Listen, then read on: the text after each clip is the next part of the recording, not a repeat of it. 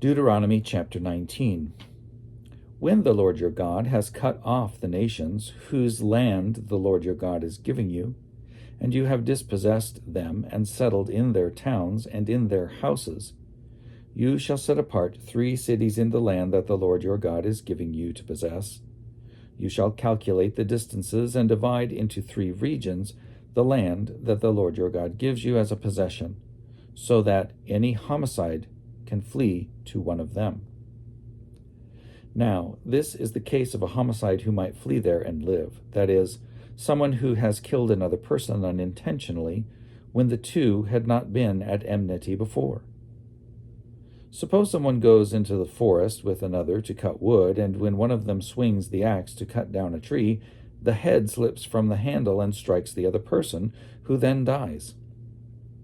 The killer may flee to one of these cities and live.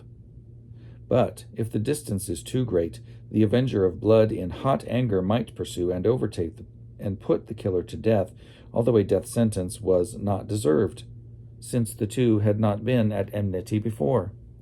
Therefore, I command you, you shall set apart 3 cities. If the Lord your God enlarges your territory as he swore to your ancestors, and he will give you all the land that he promised your ancestors to give you, provided you diligently observe this entire commandment that I command you today, by loving the Lord your God and walking always in his ways, then you shall add 3 more cities to these 3, so that the blood of an innocent person may not be shed in the land that the Lord your God is giving you as an inheritance, thereby bringing blood guilt upon you. But if someone at enmity with another lies in wait and attacks and takes the life of that person and flees into one of these cities, then the elders of the killer's city shall send to have the culprit taken from there and handed over to the avenger of blood to be put to death. Show no pity. You shall purge the guilt of innocent blood from Israel, so that it may go well with you. You must not move your neighbor's boundary marker, set up by former generations, on the property that will be allotted to you in the land that the Lord your God is giving you to possess.